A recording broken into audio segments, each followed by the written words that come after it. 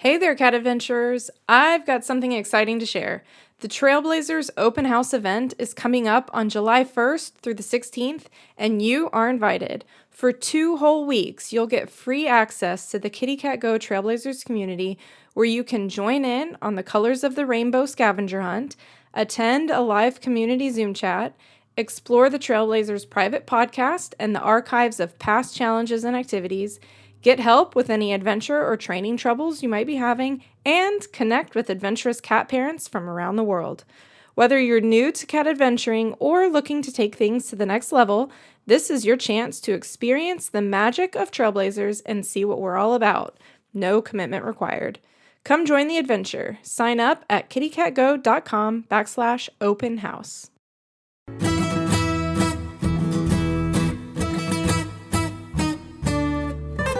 Welcome to the Kitty Cat Go Adventure Podcast. I'm your host, Emily Hall, certified cat trainer and cat adventure enthusiast.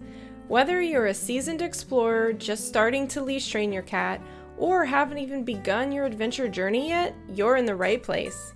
Here on the show, we dive into anything and everything cat adventure, travel, training, and enrichment, with a mix of solo episodes as well as guest expert interviews. From indoor activities to backyard escapades to hiking, backpacking, and kayaking, no adventure is too big or too small. Get ready to be inspired, learn something new, and unleash your cat's adventurous spirit. Let's go!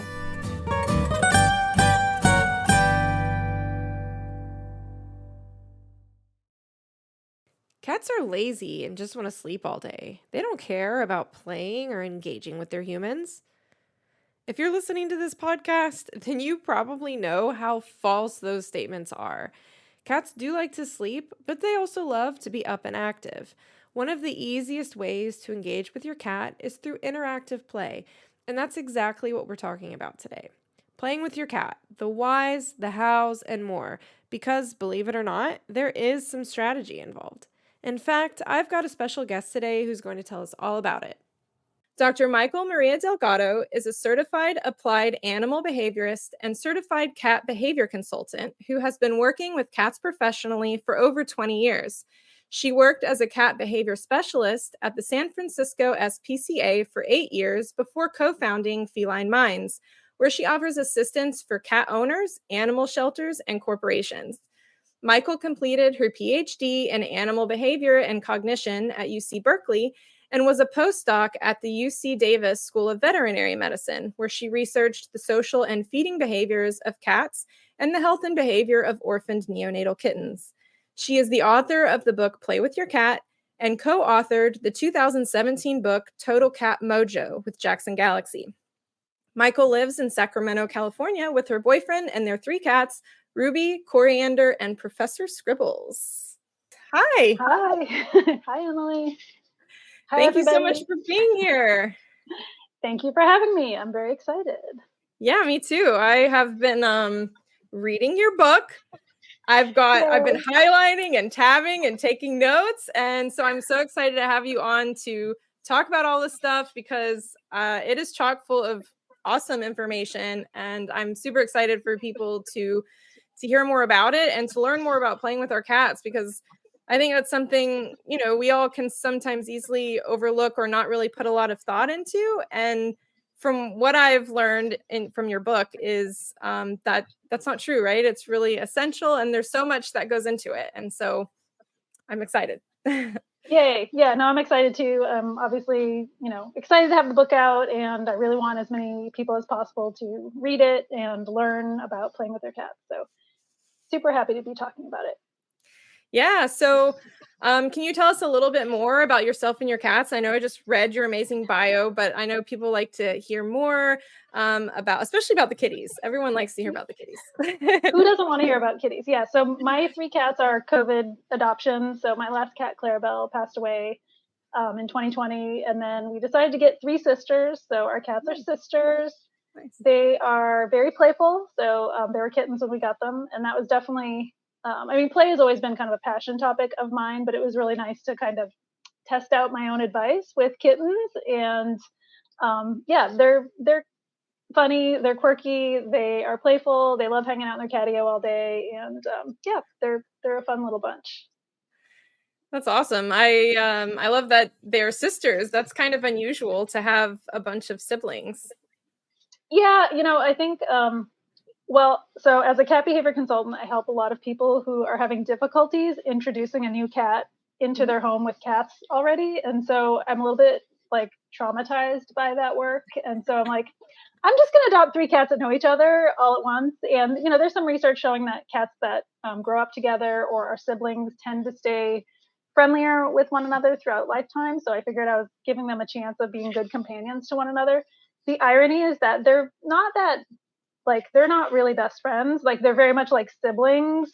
Like they tolerate each other, but they don't really like want to cuddle or anything. It's like they play a little bit, but they're all pretty independent of one another. So it's been a very interesting learning experience for me to have siblings because they also have some like similar traits that I just assume are because they're related or, growing up in the same environment. So it's just kind of funny to see their personalities can be very similar in some ways, but then they still have these very individual differences. So it's fun. Yeah. Yeah, that sounds fun. I can't say that I've ever had sibling cats before. Yeah, so it's good and bad, right? Like I said, you don't have to introduce them, but if one of them has a weird trait, maybe all of them Yeah. have it. So yeah. Very cool. Well, you obviously have a very long experience and career working with cats. What led you into that? How did you get into being a cat behavior consultant and animal behaviorist? Yeah, it was definitely not intentional at all. I was I was working at a health food cooperative and I was playing in a bunch of bands. So my life really revolved around punk and cooperative spaces. And I started working or volunteering at an animal shelter after one of my cats passed away. At the urging of a friend who was volunteering, and he was like, "Oh, you should really come volunteer with kitties." And when I was there was like this special ward of cats that was like you had to have special training to visit because they were the behavior cats. And I became very interested, like, when you can't do something, you want to do it more. And I was like, well, what do I need to do to visit these cats? And what I learned was that these were cats who were having difficulty adjusting to the shelter environment. So they were fearful or biting and scratching, maybe had a history of problems in a previous home, and there were trained staff who were working with them and also helping adopters and helping people from the public who were having behavior problems with their cats. So as soon as I could, I started volunteering with that program. And basically, I volunteered there so much that when there was a job opening, they offered it to me.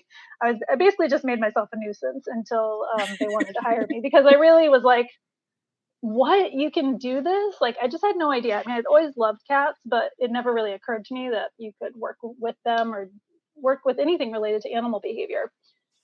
And so I worked there for 8 years, decided that I wanted to go back to school because I'd actually dropped out of college many years before. And so I decided I wanted to study animal behavior in a more formal way, just so that I would have a better, kind of deeper understanding of both the theoretical aspects of it and methods and what's really happening and how animals think and learn, and also just being able to like apply that learning to helping people with their pets. So I stopped working at the shelter and went back to school, and that turned into like a huge endeavor of eventually getting a PhD. And so yeah, it kind of just started at the shelter, and then I always found a way to fit it into my life because even when I went back to school I was doing consulting, so I was helping people with their pets and just never stopped doing that. So today, I wear several different hats. So, I wrote the book and I still do cat behavior consulting. And I'm also a part time researcher for an animal welfare lab. So I Hmm. kind of do a lot of different things, really all about cats and animals. Um, but yeah, so it's kind of like I've pieced together this weird career, but it's definitely not normal. It's not like I think what I envisioned my life would be like when I was a kid or anything. So, but it's pretty great. So I really enjoy both the kind of mental stimulation I get from learning and doing research, and also just helping people with their cats is very rewarding. Yeah, it sounds like it. I just recently got a certification in cat training and I've been volunteering Nice, at my local shelter, and excellent. I look forward to it every week. It really is Just incredibly rewarding to see the difference that can be made in cats' lives who are struggling, with behavior issues and stuff. So Yes. Yeah, absolutely. And when you can share those skills with their humans too, which you may find yourself doing in the near future, it's giving them the tools to help their cat have a better life as well. So yeah, but I do think like a shelter is an amazing place to get so much experience with cats. It's just a really important. I think everyone should do some time volunteering in an animal shelter, keeping in mind that there's a lot of stressors involved, and I did get burned out and had to leave. And it's just there's a lot of maybe not so much the animals, but the human element that can be a little bit stressful. It's like management issues and human issues, but the animals are always really amazing. Yeah. So we talked a little bit about your book that you just came out with, Play with Your Cat. What inspired you to write a book about this topic? Yeah, so I had a book agent before I had a book idea, and so a friend introduced me to this book agent who likes to work with scientists who write books for a general public. And so, she's like, "Oh, there's tons of space in the book world for cat books." And I was like, I just don't want to write another book that's like, here's all the things that are wrong with your cat and how to fix them. Because there's some really good books that already tell people how to help their cat's behavior as far as like, oh, litter box problems and oh, cat scratching my furniture or whatever. So I kept getting stuck on like, I don't know, what book does the world need? And I'd been obviously like when I work with clients, a lot of people say, oh, my cat's not interested in toys. Oh, he doesn't play. And every single time someone would say that to me, I'd basically be like, step aside, give me the cat toy. And they would always be like, oh my God, we've never seen him play like this before. And I really wasn't doing anything magical. I was just doing what I'd learned from working with cats in the shelter. But it was really like they just had no idea kind of what their cat liked as far as play or how to move a toy. And or even thinking kind of like, oh, we're enacting like a hunting experience. Maybe I can draw some inspiration from that. So it was partly just from experience of working with people and just hearing over and over again, oh, my cat doesn't play, as an excuse for not playing with their cat, but then proving them wrong.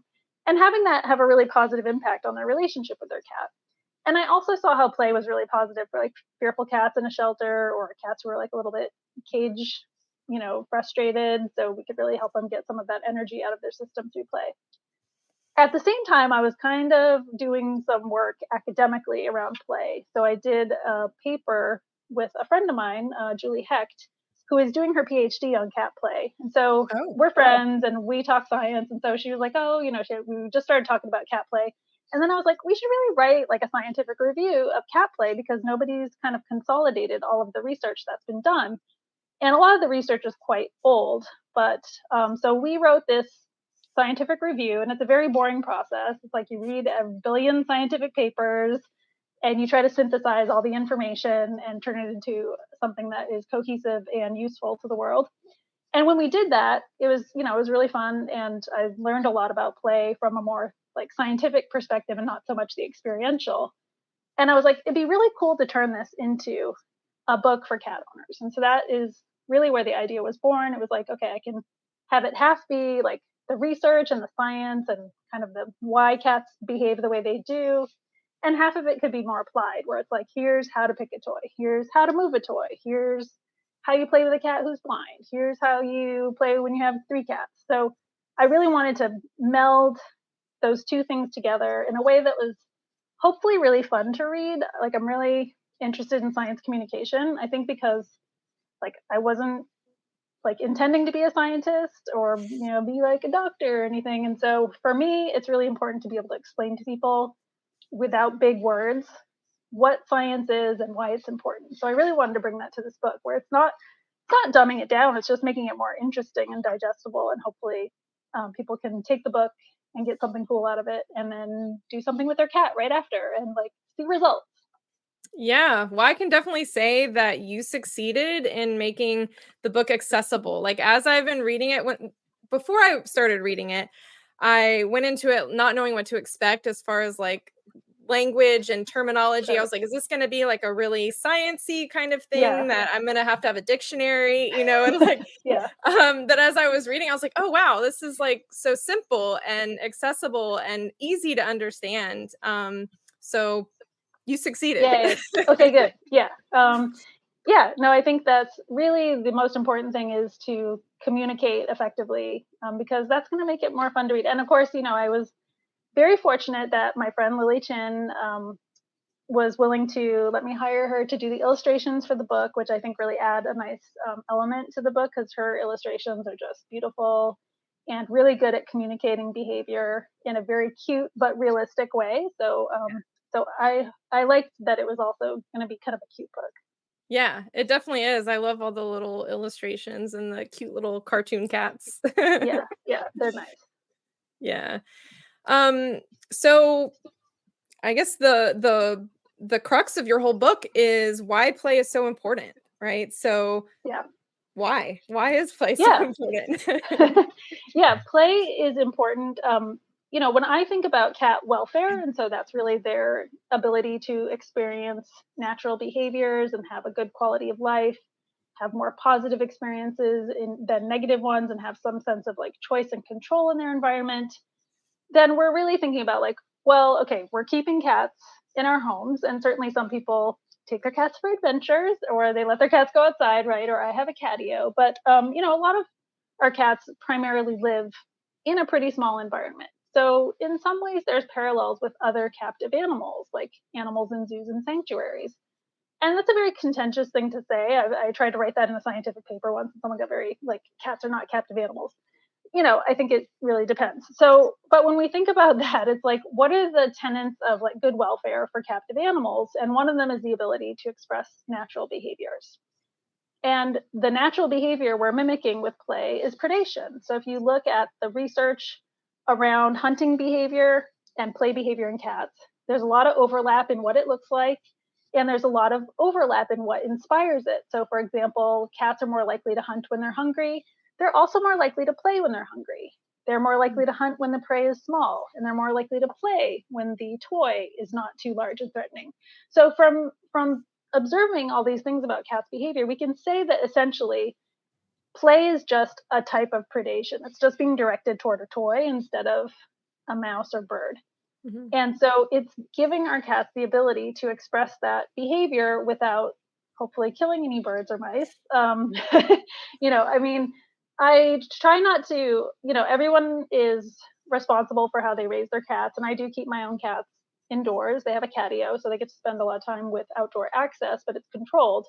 Um, but, I do think that there's an increasing movement around the world to keep more cats indoors.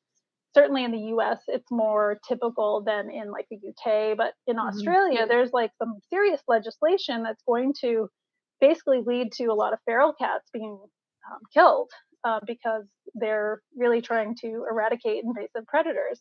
It's a very Mhm. controversial topic, and not all of us agree with the methods, but the solution to that is going to be a lot more people keeping their cats indoors. So I think we just have to be conscious of how we can make that indoor experience more rewarding. And I think that's really what your podcast and your whole social media presence is about, right? Is giving our cats these experiences that are enriching to them, that are mentally stimulating. And so I think play is one really kind of basic, no brainer, easy to do, in Mhm. your home. And hopefully your cats will love it because you're going to use all these cool techniques that I talk about in my Yeah. book.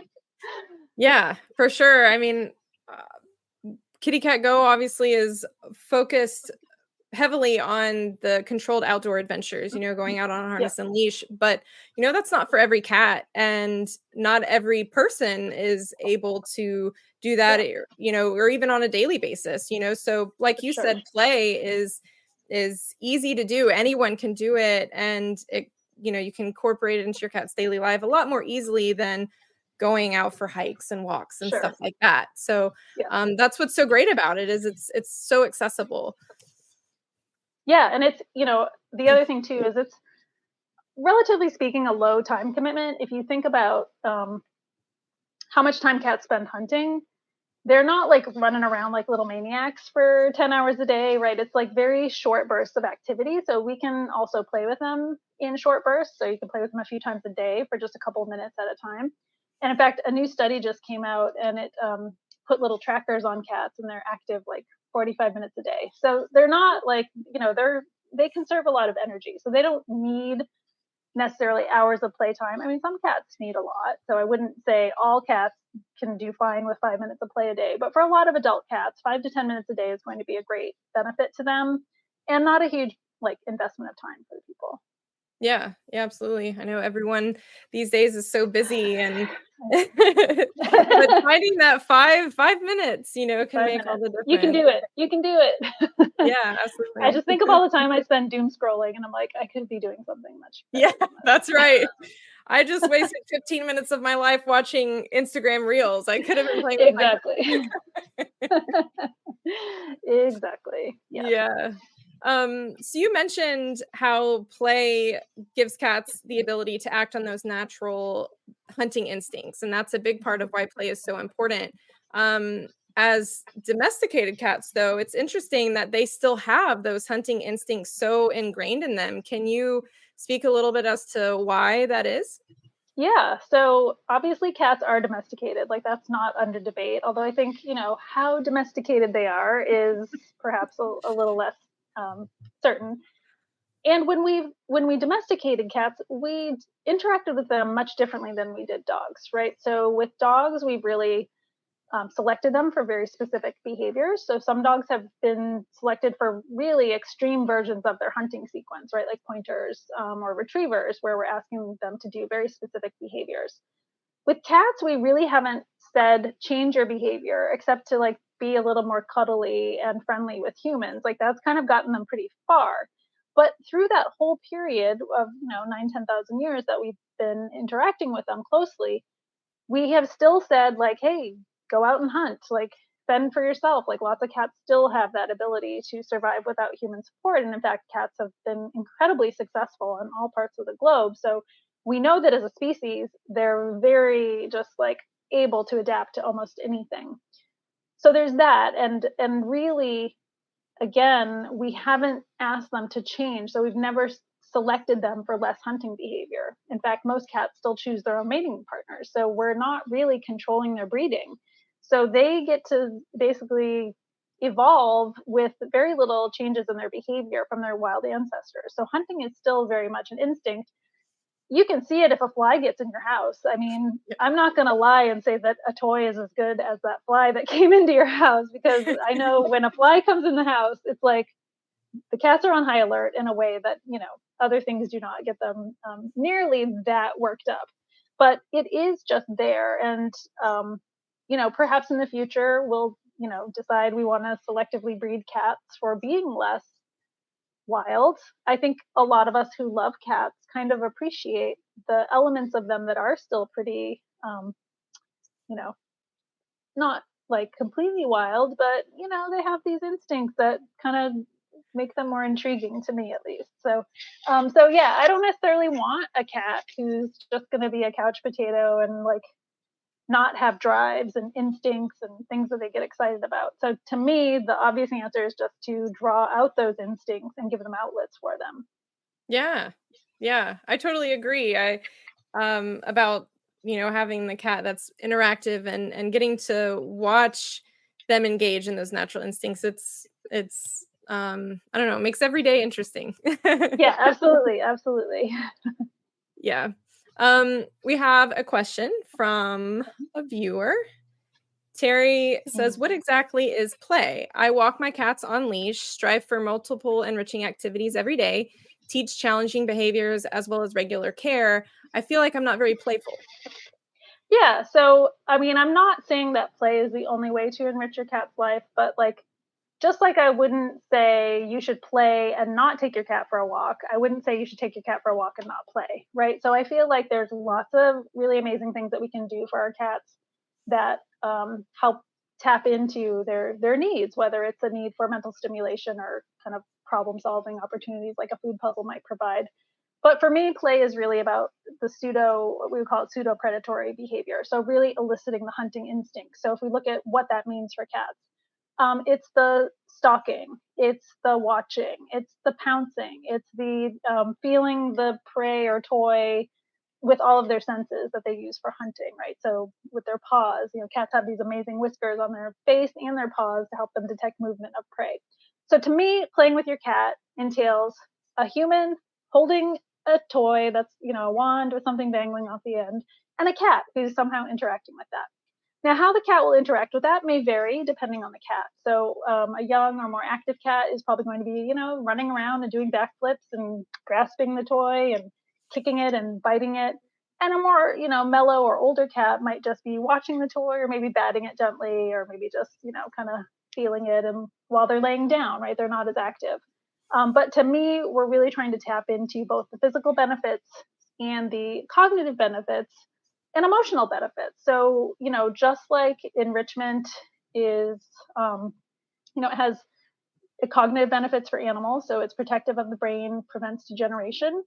Obviously, exercise has stress reducing properties for a lot of us, like us and other animals. So going for a run, you get that, endorphin rush after. And then the long-term effects of that are generally considered beneficial too. So for me, we are trying to provide both the physical and the mental aspects of play, but it is going to look different for every kitty. And so one thing I really try to think it across in the book is like, there's not one set recipe for how to play with a cat. And so I'm really trying to give people the tools to experiment and like see what their cat likes and see what they like, and also try lots of different things and have fun and kind of, enhance their relationship with their cat in that way. But hopefully that helps you understand. So for me, play is pseudo-predatory behavior, where we're really bringing out that hunting sequence in some form. Great question, though. Yeah, I love what you say about how play can look different for every cat, right? Every cat's going to have different preferences, and I find that to be so true. My husband and I have 6 cats, Oh, nice. and each one of them, when we bring out the wand toy, we usually have group play sessions, and I kind of take turns because they all respond differently to different movements of the wand toy. So for one cat, they might like to lay on their back and like bat at the toy. And then for another one, they like it when I swish it up in the air and they jump after it, and then others like to chase it as I drag it across the ground. They all have their different versions and varieties of play, and it's really fun to figure out what those are. Yeah, I agree. I mean, it is, and the question, they did say they didn't feel very playful, and I get that, and I mean, I'll say sometimes that play is it is a little bit of a chore. Like, I'm not gonna say every day. It's like my cats are like, "Oh, this is the best," and we're all having a great time. Like sometimes I'm really like moving a toy really slowly for 10 minutes just to get like one really good pounce, and that's fine too. But and I don't know if she was saying she doesn't feel playful with her cat, but to me, like play is also good for us, and so that's something I bring up in the book early is just like taking the time to like do something. And it's funny, like the scientific literature about play kind of defines it as something that's not important for survival. Like, it's like just something animals do in their spare time or whatever. And to me, there are benefits of being playful, right? So like, I mean, we talked about this before the show started, like we're both musicians, right? And so there's the kind of creative excitement you get from playing music, and maybe there's nothing productive that comes out of that 2-hour jam session or whatever, but you're really enjoying it. Or I like playing board games, I like playing video games. So I think I think that for people who are not maybe as free or playful themselves, it can be a little challenging to kind of figure out why this is important for their cat. But I'm hoping that maybe the opposite will happen, and you find that playing with your cat makes you just feel more playful and want to have fun in general. Have you ever dreamed of safely exploring the great outdoors with your cat? Well, now's your chance. I've created a self-paced cat harness and leash training course just for you. In as little as 5 minutes of training a day, I'll guide you step by step through the entire process, starting from picking the perfect harness to venturing outside with confidence.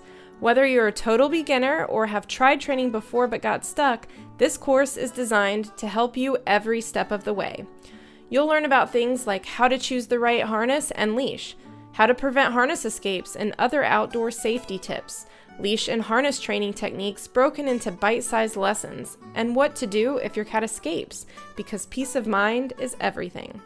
Each module includes video tutorials as well as written and audio lessons. You'll also get direct access to me, a certified cat trainer, to ask all your questions, get help, and even submit videos of your training for personalized feedback. As a podcast listener, enjoy 10% off with code PODCAST10. It won't be long before you and your cat are exploring your backyard or beyond. Ready to take that first step? Head to kittycatgo.com/harness train to enroll now.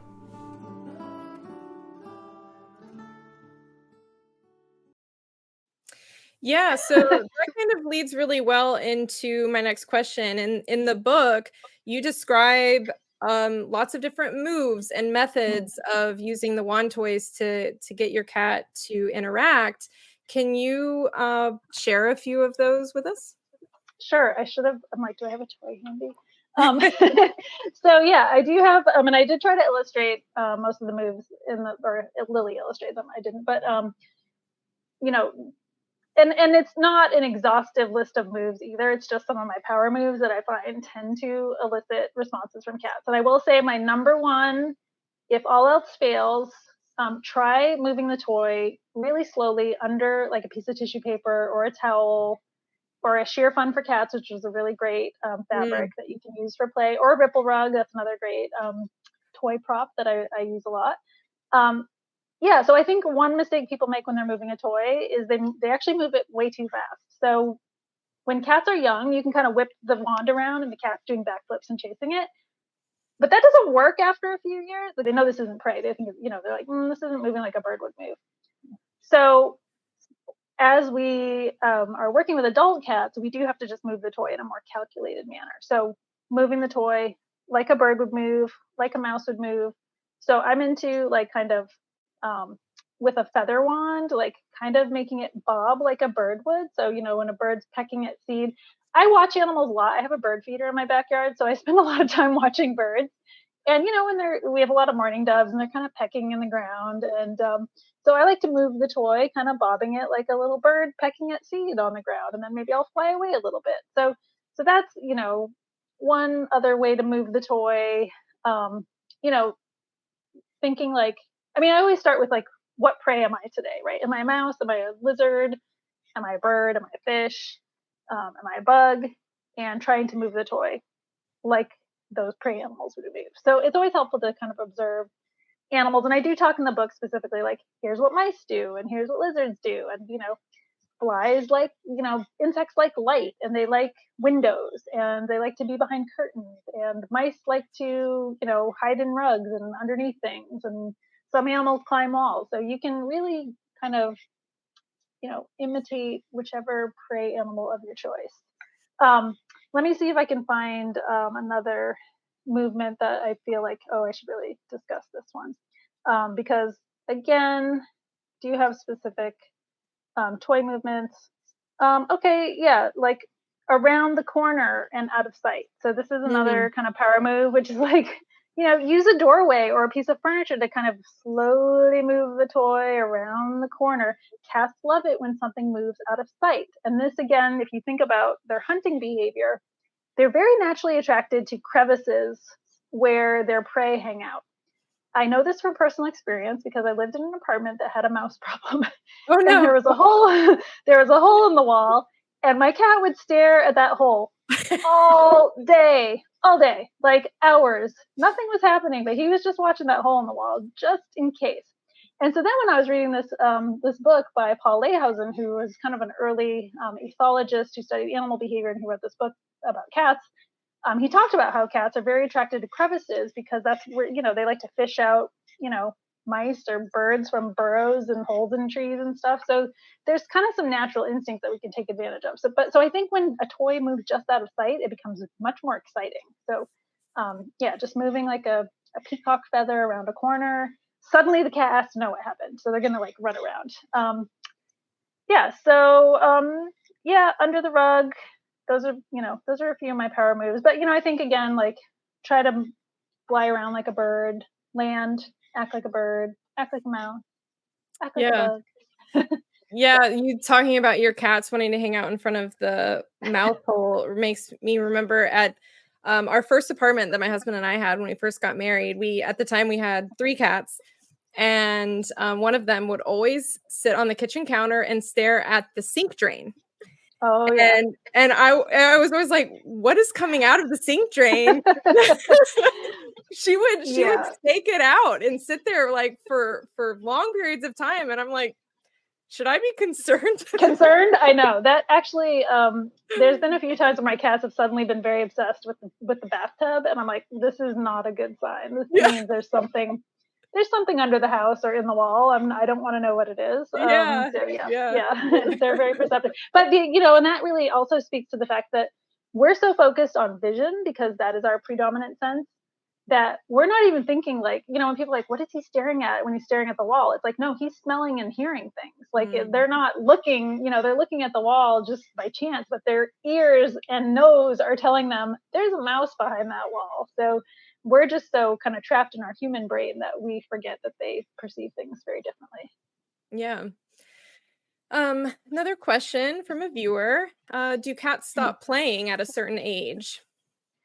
Not necessarily. So research shows that they are less active with age, and there's kind of some dips in activity. I don't remember the specific ages, but I think it's like at 5, and then at 8, you'll see kind of significant decrease in reported activity. But I'll say my last cat, Clarabelle, she passed away from cancer when she was 16 and a half. But we were playing like almost up until she got very sick, which was just a week or two before she died. So there's no reason for a cat to stop playing. I think what changes is how they play. And that's where people should, like I said, expect that maybe your cat's not going to get off the couch to play. They're going to lay down while they're playing, but they're still playing, kind of bring the play to them and let them touch the toy and bite the toy and bat at it. Um, but I've definitely had clients with senior cats who were quite playful. Still doing the backflips and jumping up on the cat tree. So do not assume that just because your cat is old that they will not play. What would you say to someone who says that their cat doesn't play? Like, regardless of age, a younger cat or even an older cat, like you said, Yeah. even you had a lot of clients who'd say, "Oh, my cat doesn't like to play." What can you do about that? Yeah. I mean, I think definitely trying some new toys. So there's research showing that cats do get bored of the same toy. So you have to rotate the toys to keep them interested. You have to make sure you're moving the toy, you know, in a way that makes sense to your cat. So sometimes when I worked at the shelter, I would see a lot of people. We'd often people wanted to meet the cats, and so we'd give them a toy to play with the cat because we didn't want them to play with their hands. So we just found it was easier to hand them a toy to play with the cat instead of saying, "Hey, don't play with your hands," because sometimes people get defensive when you try to tell them what to do. So but sometimes the people would like take the toy and like start tapping the cat with the toy, or they'd like Mm. move it in the cat's face, and then I'm like, okay, now we got to tell them they're not playing right. So so you just want to make sure again you're moving the toy like prey. You're using a toy that works for your cat. So maybe if your cat's kind of shy, you want to use a smaller toy. Like, I mean, it doesn't even have to be a toy; it could be a shoelace, right? Like, it's like sometimes the things that my cats play with are green beans. So like I really like there's as long as it's safe for my cat to interact with and I'm in, controlling their interactions with it, there's really nothing I won't try to play with my cats with. I'm always sticking stuff on the end of a string, like whether it's a piece of paper or I just actually opened a bag of pasta yesterday and it had this tie that's kind of made out of this husky kind of rope. So I'm going to try that as a toy later. Um, I used a mesh bag, like a tiny mesh bag that some purple potatoes came in. I used that as a toy. We used to call it the purple ghost. The cats really loved it. But then they got bored of it and we threw it away. So the nice thing about found items is that you can usually recycle or compost or throw them away after. I'm sure everyone out there is thinking of something weird that their cat likes to play with, like juice rings or Q-tips, which are not really safe for your cat to play with. So I don't really encourage that. But there's always like that household object that everyone's like, oh, my cat loves something. So maybe that's where you start, and you tie it to a string and you start moving it around. You try some new movements, try some new toys, you try moving slower. Like I'm always telling you, slower, slower, slower. I often refer to play as kitty foreplay because you guys, build up to the reward and take your time. So, and I hope that someday I have more like instructional videos that maybe I can help people with. But I'm hoping that they'll read the book and learn something from it and try some new things with their cat. So never give up. Like I said, worst case scenario, try moving the stick end of the toy under a towel. Most cats cannot resist it. Yeah, so that actually leads into a viewer's question who asked about their cat attacking their feet under the covers. Is Yes. that considered Okay. play asking for a friend? Yeah. So, yeah, I would consider it play. I wouldn't necessarily consider it appropriate play. So, as a cat behaviorist, I try to really discourage playing with body parts just because it can set a bad precedent that maybe you don't mind when your cat's a kitten, but you don't like so much when the cat is bigger and older, or maybe you don't mind, but your partner does. Or, I think the worst is when someone calls me because they've been playing rough with their cat the cat's entire life, and now they're having a baby and they don't want the baby to get bitten. And Mm, so now it's like, okay, you have to undo like 5 years worth of bad training. So, what I would call that is like playful aggression. And that's kind of, I don't know how this person feels about having their feet attacked under the covers, but yes, it's a playful behavior. It's a pseudo predatory behavior. It's just being directed towards your feet instead of toys. You could instead direct your cat to a toy moving under the blankets instead of your feet. If your cat is doing this and you don't want them to, or they're doing it a lot, then I definitely have some tips in the book about working with playful aggression. So a lot of it is playing with them more with toys. I'm a big fan of other types of enrichment for these cats, like um, clicker training and harness walking and all of that. And I do a lot. So one of my cats actually, she's not cured of her playful aggression. She's 4 now, but she likes to give hugs. Is how we refer to it in our house. But it's always when she's kind of wound up and wants to play, and I'm not paying attention to what's going on, and I'm like getting dressed or for work or whatever, um, and she like is suddenly I see she's got like the spirals in her eyeballs and looking at me like my leg is juicy and tasty, and then she's like grabbing around me. So she used to be a lot worse, and so what I did then was I always carried small toys around in my pockets, and anytime she was looking at me anyway, I would just toss the toy in the opposite direction so that she would learn that if I was walking around the house she would run in the other direction for the toy, and that was quite fun. And that really put a big dent in her playful aggression. And I've done a lot of work with her with training her to like stay and sit calmly at other times. So she's made a lot of progress. She's sleeping behind me right now.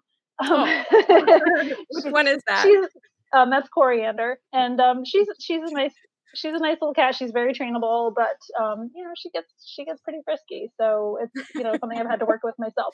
So I would just say if you don't want your cat to do that, like don't encourage it and try to play with them more. Maybe play with them more before bed. Maybe feed them a snack before bedtime so that they go to bed tired. And certainly, if you're having like serious behavior issues with your cat, I always recommend working with a professional who can help you problem solve something specific to your situation. So come up with a plan that's going to work for you and your family. Yeah, awesome. Um, so you've shared a lot about the strategies we can use in a play session with your cat. In your book, you also talk about structuring the play session and like Mm-hmm. how to start it, the middle, how to end it, how long it should be, all of that. So Yeah. can you share a little bit about that? Yeah, I think we can treat it to an extent like we do an exercise session for ourselves, right? There's the warm up. Like you don't just like immediately start running at full sprint. Like you kind of walk or jog a little bit before you kind of pick up the pace, or you're going to do a warm up before you start weightlifting. So with your cats, you might want to introduce the toy a little bit slowly and then build up to more cardiovascular activity. Especially if you have a young active cat, then you can incorporate vertical space into your play. So maybe have them go up and down a cat tree, jump from one piece of furniture to another, incorporate cardboard boxes or bags or whatever to keep them active. And then the important part is the cool down. So it doesn't have to be like hours of cool down. It can just be a couple minutes. But basically, when I'm wrapping up a play session, I like to move the toy slowly for a little bit, kind of let the toy die, let the cat play with the toy while it's not moving for a little bit, and then take it away and then give them a snack or a meal. So keeping in mind, as I mentioned before, that cats are more likely to play and hunt when they're hungry. So we can kind of take advantage of their natural behavioral cycle, play with them, and then feed them. And then there's kind of the adage of, eat. I can't remember now. It's like the whole eat, play, sleep, or whatever. But I think it's the other way around. It's like play, eat, and then sleep. So there's some grooming in there too. So really, just trying to help our cats express that natural behavioral cycle. As far as how long a play session needs to be, it really depends on the cat, and I would say anything from like 3 to 30 minutes is probably fine for most cats. And it really just depends on how active they are. I mean, young cats, you can play with them for a really long time. And if you have really young cats, if you're getting kittens, get 2 or 3 so they can play with each other. So, I encourage people with young cats to have them have buddies when possible, just because then it does take some of the pressure off the person. I'm not saying you shouldn't still play with them, but it's like the difference between having to play with them like an hour or 2 a day versus 30 minutes a day. I think, it's worth it to have that second kitten. Plus, you get twice the cuddles. And Yeah, who love doesn't love? and Yeah, who doesn't love yeah, kitten cuddles? yeah. My next question is about laser pointers, and actually, we have Mm. a person in the comments asking about laser pointers too. I know they can be Oh a little yeah, controversial. yeah. And Terry says that whenever they use the laser pointers, the cats have a hard time understanding that the game is over. So, what are your opinions on laser toys, and is there a way to use them successfully? Yes. Can you laze responsibly? So I'm not like a hardcore anti-laser pointer person, and whenever I get asked about it, I end up like talking way more about laser pointers than I want to. So I first of all, I'll say there's not as strong evidence for laser pointers having detrimental effects on cats like there is in dogs. That doesn't mean that there aren't any, but there's just a lot more studies of of dogs who get like light obsessive, where they can't stop looking for the light. It sounds like this person who asked the question is maybe having a little bit of that experience with their cat.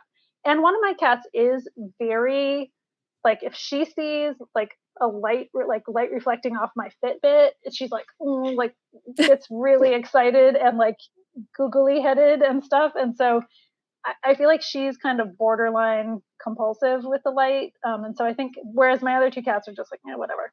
Um, so, so one, yes, I think some cats might have a negative reaction to the laser pointer, but it's hard to say whether or not that's how we use it.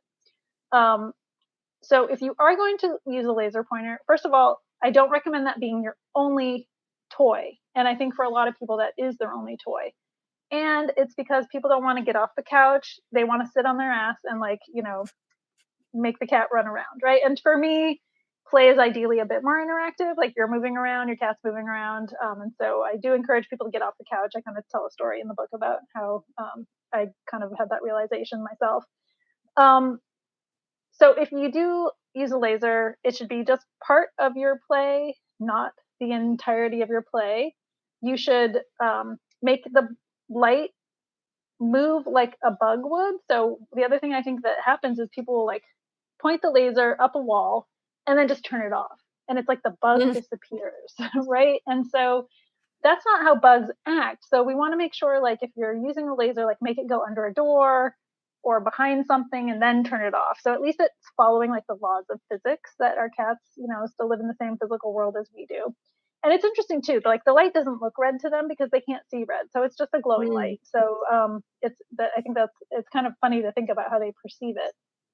And then I do like to have people like switch to a physical toy or toss a treat and have the cat get that instead to kind of again bring them back to reality, because I do think they can't touch it, they can't smell it, and so that might be part of the frustration, is just that it's obviously something moving around, but they can only detect it with one of their senses, and really for hunting is a multisensorial experience. So to me, it's just a very limited thing. And again, I've spent way more time talking about laser pointers than I usually like to, because then I just feel like I'm giving a lot of and I do talk about this in the book too, but yeah, I'd say limit it, use it responsibly, make it look somewhat realistic, and end with a real toy and a treat, and monitor your cat for those kind of problematic signs.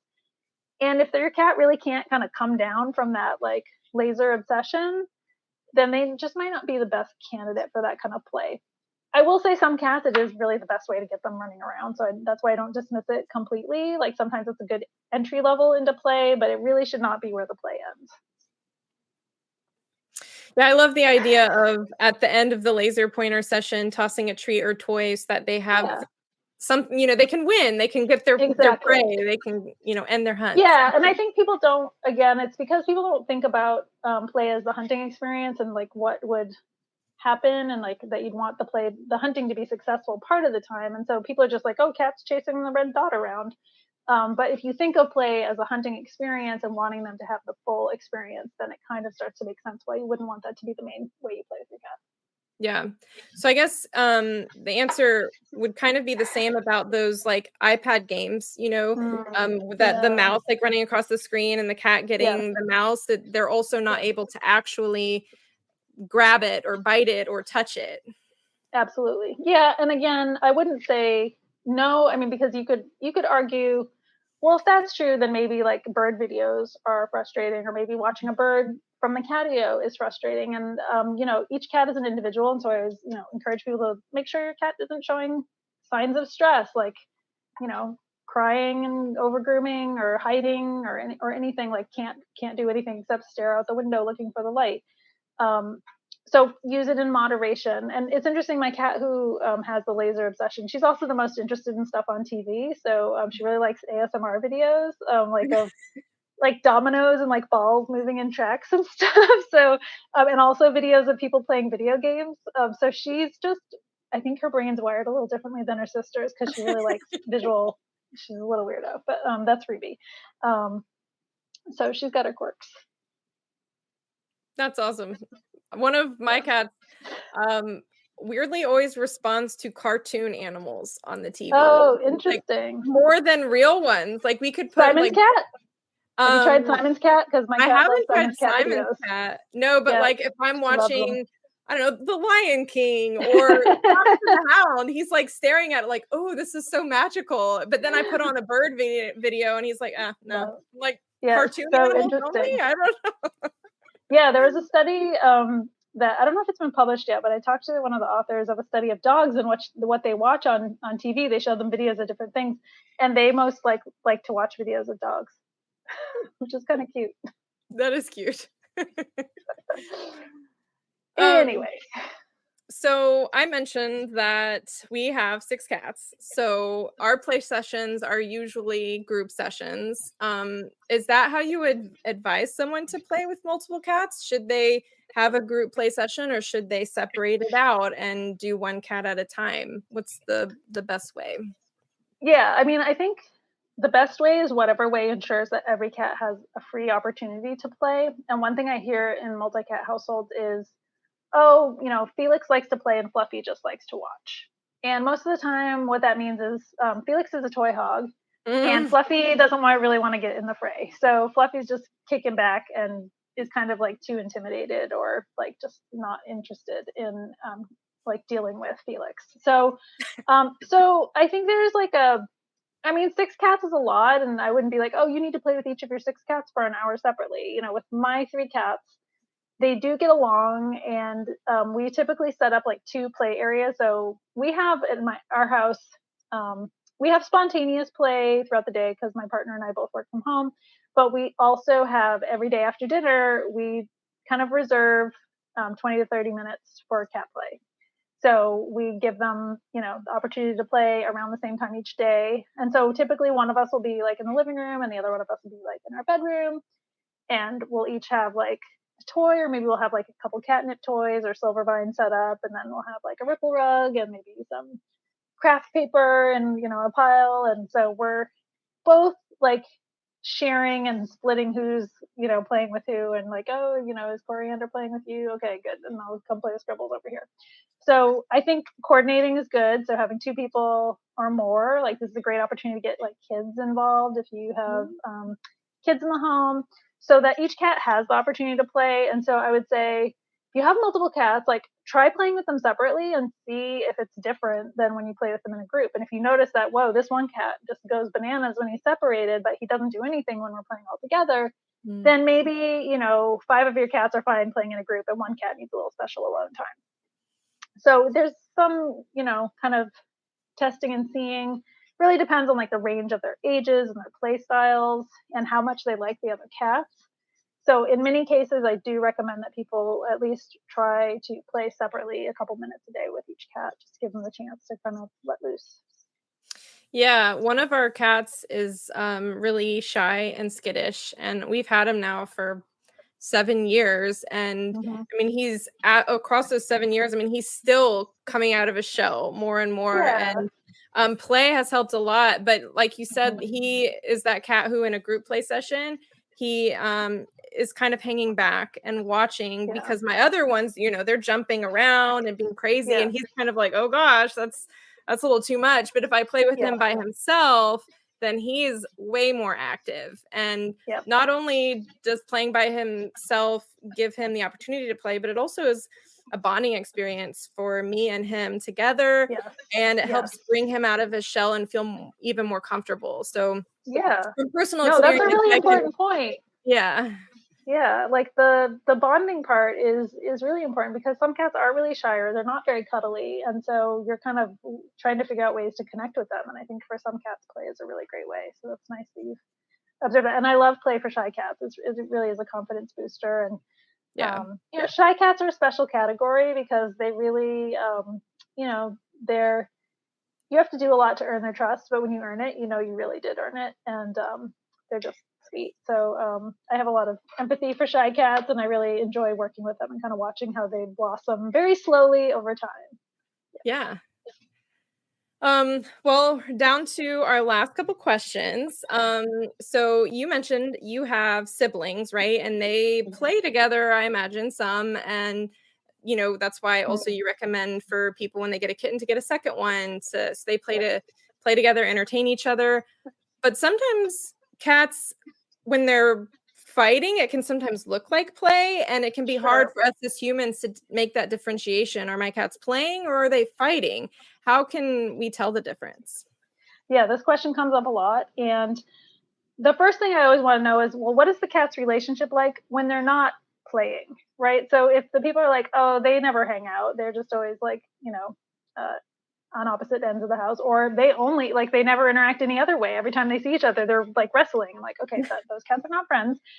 So we're always looking for signs of friendship. So that would be cats who like sleep touching and cuddle each other or groom each other, approach each other with their tails up. Those are cats who are choosing to be friendly with one another and not just roommates. Other cats, so if there's a lot of wrestling or rough looking play, then we're looking at things like, is it inhibited? So, if you tossed a ping pong ball across the room, would they stop playing and look like, oh, what was that? Or would they keep like, oh no, I'm still going at this?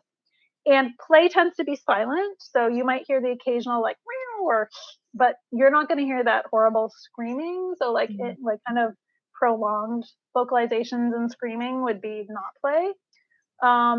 Play is mutual. So it should be like one cat chases the other, and then you look and they've switched roles, and the cat who was chasing is now the chasee, right? So there's a lot of mutualism in play that we do not see in fighting. And of course, then we're thinking about things like injuries and how inhibited are they. So, play can get pretty rough, especially if you've got two young cats. They will wrestle and kick the crap out of each other, but you should see like then they should like roll over and they're like cuddling after, and then okay, they're fine. So it can be in many cases that one cat is playing but it's not play to the other cat. So you could see like one cat, their intentions seem very playful, but the other cat does not take it that way. So it's not always like a mutual agreement as to what is happening between the cats. And that's where I think a lot of people get confused, because one cat's like, this is great, I love jumping on this other cat, and the other cat is like, I hate this, like, why did you bring this brat into my house? So you do have to kind of assess multiple things. But I'd say, are they otherwise friends? Is it quiet? Are they distractible? Are they inhibited? Probably play. Yeah. Makes sense. In my multi-cat household, I can definitely say there's some of both. Yeah, and sometimes, I mean, just like we have squabbles with our friends or siblings or partners, they sometimes have squabbles too, and they, sometimes recover. Yeah, yeah. So besides play, what are some other ways that we can engage with our cats to keep them active, both mentally and physically? Yeah, I mean, I love clicker training. I love food puzzles. I love nosework. If you haven't checked out Mm. noseworkcats.com, that's a great website. Yeah, I've had For Hannah on my show. She's Oh, been my guest. perfect. She's amazing. Yeah, I love Hannah. So, obviously, harness walking can be great for some cats. I like, anything having to do with like cooperative care. But some cats really love grooming, other cats don't. But really, there's really the limit is just the human's interest and imagination. Like I think training can be really, really fun and rewarding, and you can kind of do very simple practical things like train your cat to go in a carrier, or you can train your cat to do cool tricks, right? So you can kind of take it where you want to. um, I do think that all of these things are important to me. Having a cat and living with them and giving them the best life possible is really doing a lot of trial and error and seeing what they respond to, and trying to just make their life as fun as possible. So yeah, and the other thing I'll just say is olfactory enrichment. So catnip and Mm. silvervine for many cats, valerian, honeysuckle, those are all things that many cats find quite pleasurable and can be also a good supplement to play. Yeah, yeah, and those can be found like dried, like catnip kind of, Yeah, right? Like dried yeah, herbs. Yeah. yeah. Yeah, I think Meowana is my favorite. They have all those different blends. Yeah, yeah. No, they're great. I like from the field. Mm, Um, I mean, yeah, there's lots more companies. A couple years ago, nobody knew what silvervine is, and now I'm very mm. pleased that most people have tried it with their kitties. So yeah, there's lots of ways to have fun with your cat. Yeah.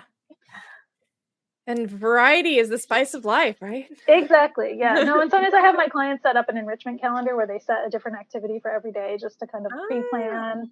So it could be, Tuesday is like cardboard box of tissue paper day, and Wednesday is catnip bubble day, and Thursday's a new food puzzle, and Friday's a new trick, so it's just kind of helping them set up enrichment for their cats that's kind of really encompasses lots of different domains.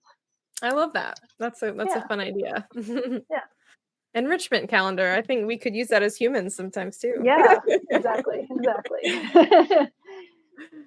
Well, do you have any final words of wisdom or Oh advice gosh. that you'd like to share about play? And for those that are watching, if you have any final questions for Michael, you can drop them in the comments. Yeah, I mean, words of wisdom, I don't know. I'm not the wisest person, but I would just say, like, don't be afraid to try things and learn from your successes and failures. Like, be a scientist and just see what your cat likes, what they don't like. Um, and really just try to have empathy for your cat. I think that, like I said, we're kind of keeping them, in a restricted life. And so it's our responsibility to try to make that life as full as possible and also meet their emotional needs. They have emotional needs, and really just enjoy your companion. Like they're so fun and cute and just, yeah. I think you all probably know what I mean. I'm just getting all like kitty love right now, but they're the best. They're just the They are. They are. They're best. so That's my words of wisdom. Cats are the Hey, I think it's a pretty good word of wisdom. best. Well, thank you so much, Michael. This has been really great. If people Thank are you. wanting to see more of you, learn more from you, I know they can find you on Instagram at Yep. michael.delgado and your website, michaeldelgado.com. Do you Yep. have anywhere else you would like to send people? No, I think if you go to those two places, you can find. I do a blog, whatyourcatwants.com. So that's I mostly blog about scientific research about cats, so non-invasive studies of cat behavior, and I read the science, I translate the science, explain to you what the scientists did and why it's interesting, and so again, I like communicating about science. But now Instagram is where I'm most active, and so yeah, follow me and say hi. And you said the other website was whatyourcatwants.com? That is correct. Very cool.